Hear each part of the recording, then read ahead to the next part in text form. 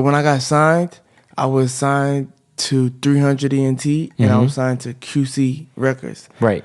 And then, so I had to, buy my way out.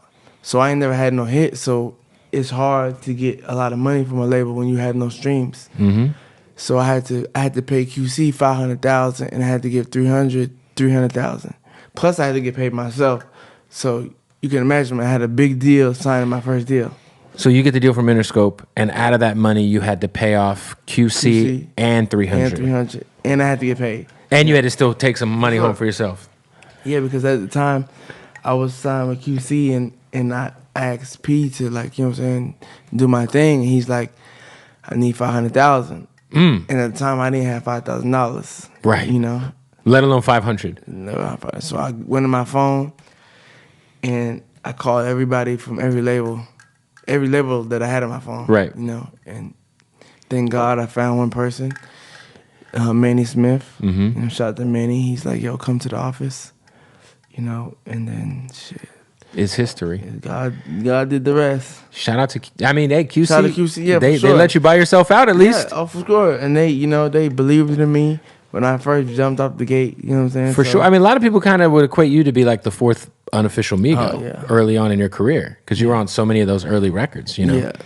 Like me and Amigo were dropping a lot of tapes and shit before they signed to QC too. So it was just like we just hustling and working, trying to get our music heard. You feel me? How close were you from actually joining the group though?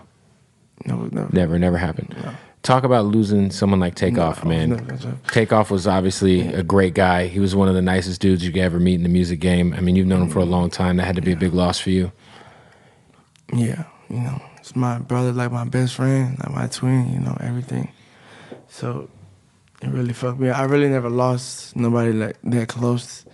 So just it fucked me. It's just you might just wake up and start crying, see a picture, start crying, hear a song, and start crying. Especially him, he was such it felt like a very peaceful, genuine person. Yeah, super nice guy. Every time I met him, he seemed like he was, and also really one of the most iconic, influential rappers ever. If we think about his flow, and just when I think of the Migos flow, I think of Takeoff. Legendary for sure.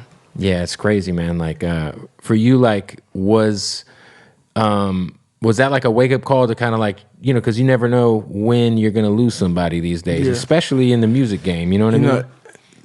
I don't know if it's a wake-up call, but it's it's just crazy, bro.